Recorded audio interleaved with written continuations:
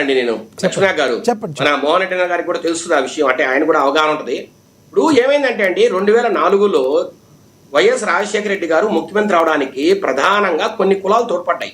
రెడ్లు కావచ్చు, తర్వాత ముస్లిమ్స్ కావచ్చు, ఎస్సీల్లో ముఖ్యంగా మాల, దాంట్లో కూడా క్రిస్టియన్.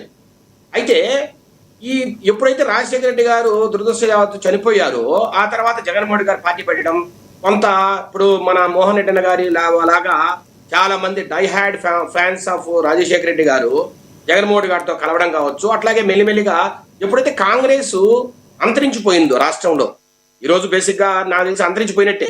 కాబట్టి ఈ కొంతమంది ఎవరైతే కాంగ్రెస్ వాదులు ఉండారో ముందు నుంచి 30-40 సంవత్సరాల నుంచి ఉండేవాళ్ళు కావచ్చు, 10 సంవత్సరాల నుంచి ఉండేవాళ్ళు కావచ్చు, వీళ్ళకు లోకల్ గా తెలుగుదేశం నాయకులతో పడకనో, లేదంటే తెలుగుదేశం విధి విధానాలు నచ్చకనో, లేదంటే చంద్రబాబు నాయుడు గారి మెంటాలిటీ నచ్చడం, రకరకాల అవసరాలతో ఉద్దేశాలతో వారు జగన్మోహన్ రెడ్డి గారు అంటే నడిచారండి.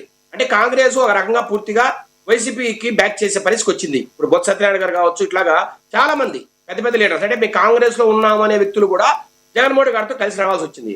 అయితే 2019లో ఈ 3 వర్గాలే ఆయనకు ప్రధాన భూమికి పోషించాయి ఆయన గెలుపులో.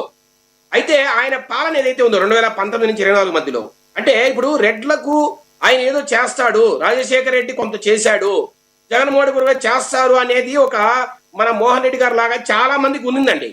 కానీ ఎప్పుడైతే పెద్దిరెడ్డి ఫ్యామిలీ, ఇప్పుడు చూడండి పెద్దిరెడ్డి ఫ్యామిలీ రామచంద్రారెడ్డి గారిని 4 జిల్లాలు ఇన్ఛార్జి పెడతాడు.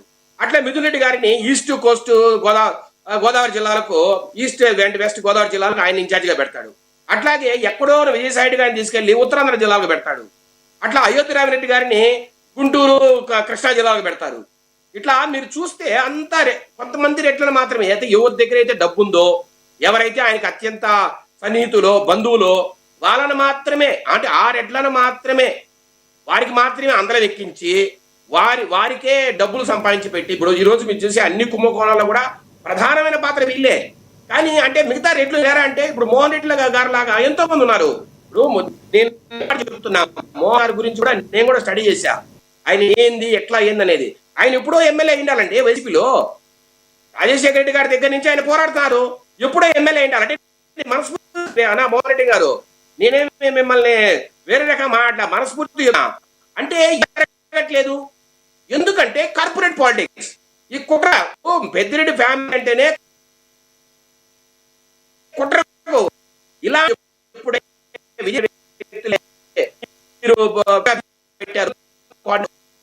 రెడ్లలో కొంత అసంతృప్తి బయలుదేరింది.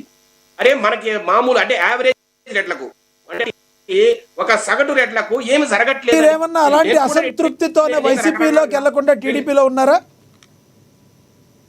సార్? ఒకటి అంటే నేనే కాదు, చాలా మంది రెడ్లు, అంటే నేను రెడ్డిని కాబట్టి చాలా మంది రెడ్లతో నాకు సన్నిహిత సంబంధాలు ఉంటాయి కాబట్టి చెప్తున్నా.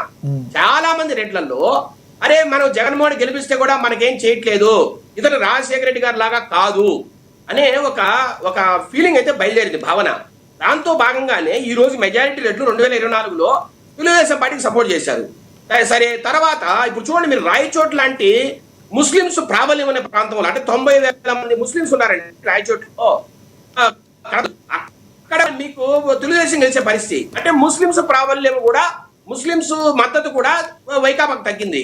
అట్లాగే ఇప్పుడు ఇప్పుడు ఏదైతే ఈ వర్గీకరణ ఉందో, ఏపీసీ వర్గీకరణ ఉందో, దాదిగలు దూరం అయిపోయారు, వారు టీడీపీకి సపోర్ట్.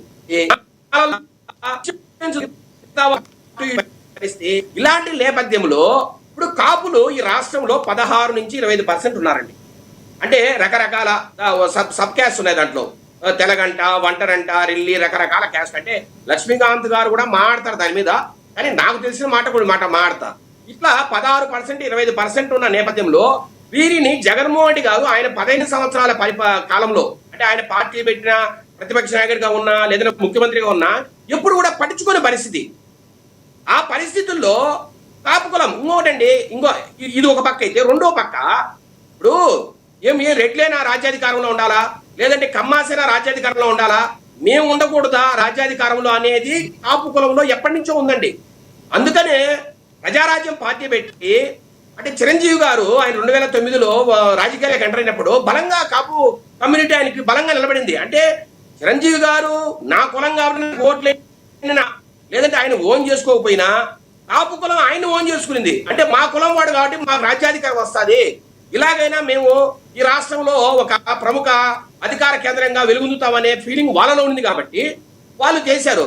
అంటే ఇప్పుడు చిరంజీవి గారు రాకముందు పరిస్థితి ఏంటంటే, ఇప్పుడు హరిరామ జోయగా గారు కావచ్చు, ముద్రగడ పద్మనాభం గారు కావచ్చు, ఇట్లా రకరకాల నేతలు ఉన్నా కూడా వాళ్ళంతా లోకలైజ్డ్ పాలిటిక్స్. అంటే ఈస్ట్ గోదావరిలో ఒకరు, వెస్ట్ గోదావరిలో ఒకరు, లేదంటే విశాఖపట్నంలో ఒకరు, ఇట్లా ఒక లోకలైజ్డ్ పాలిటిక్స్ గా పరిమితమైన నేపథ్యంలో వాళ్ళు ఎవరికీ కూడా ఈ రాష్ట్రం మొత్తంలో ఉన్న కాపు కులాన్ని అట్రాక్ట్ చేయలేని పరిస్థితుల్లో ఒక మెగాస్టారో ఒక పవర్ స్టారో ఈ రాష్ట్రంలో కాపు కులానికి అవసరం అండి.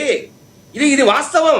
కాబట్టి 2019లో కావచ్చు, లేదంటే 24లో కావచ్చు, కాపు కులం పూర్తిగా అంటే 80% కావచ్చు పవన్ కళ్యాణ్ గారికి మద్దతు ఇచ్చింది. ఎందుకు? వాళ్ళ రాజ్యాధికారాన్ని చూడాలని కోరుకున్నారు కాబట్టి. అయితే అదే తప్పేం కాదే. కులాలు ఏవైతే ఉన్నాయో, రెడ్లు కావచ్చు, కమ్మాస్ కావచ్చు, రకరకాల కులాలు రాజ్యాధికారం అనుభవించినప్పుడు వాళ్ళు కూడా అనుభవించాలి కదా. కాబట్టి అదేం తప్పు కాదు, వాళ్ళు చేసే మంచి పనే. కానీ ఇప్పుడున్న పరిస్థితుల్లో ఈ మిగతా కులాలు దూరమైన పరిస్థితుల్లో జగన్మోహన్ రెడ్డి గారికి కాపు కులంతో పనిపడింది. కాపు కులాన్ని విచ్ఛిన్నం చేసి, అంటే విచ్ఛిన్నం అంటే ఓట్లను విచ్ఛిన్నం చేసి ఒక శాతం అట్లీస్ట్ ఒక 40% 50% నా దాకా తెచ్చుకుంటేనే ఈ రాష్ట్రంలో నేను గెలవగలను అనేది ఈ రోజు జగన్మోహన్ రెడ్డిలో ఒక ఉద్దేశంగా కనపడుతోంది. దాంట్లో భాగంగానే అంబటి రాంబాబు గారిని ముందుకు తేవడం కావచ్చు, ఆయనతో తిట్టించడం కావచ్చు, ఆయన మీద ఏదో ఆడికి పోయి నిరసన వ్యక్తం చేస్తే, లేదు పెట్టారు, మా ఇల్లు తగలబెట్టారు, మా ఇంట్లో ఆడవాళ్ళను కాపు కులం పేరు పెట్టి